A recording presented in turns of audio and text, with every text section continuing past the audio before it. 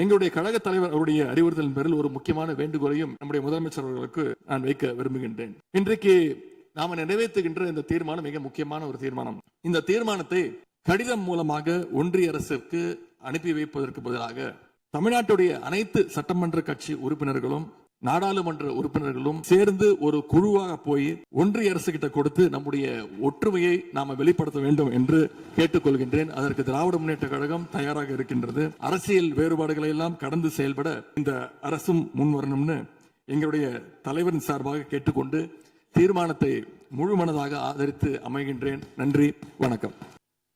அரசின் தனி தீர்மானத்திற்கு ஆதரவு கருத்து தெரிவித்து அனைத்து மாமன்ற உறுப்பினர்களுக்கும் எனது நன்றியை தெரிவித்துக் கொள்கிறேன். அன்புமிகு எதிர்க்கட்சி தலைவர் அவர்கள் பேசும்போது அரசின் தனி தீர்மானத்தில் ஒரு கருத்தை சேர்க்க கோரியுள்ளார். குறித்து கீழ்கண்ட கருத்தினை பேரவைக்கு தெரிவிக்க விரும்புகிறேன்.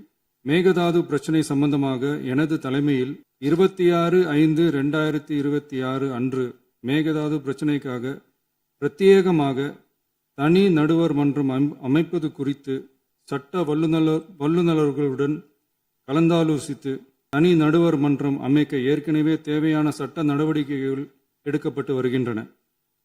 எனவே எதிர்க்கட்சி தலைவரால் அளிக்கப்பட்ட கருத்தினை 4வது பத்திக்கு அடுத்து கூடுதலாக சேர்க்கலாம் என மாண்புமிகு பேரவைத் தலைவர் அவர்களை கேட்டுக்கொள்கிறேன்.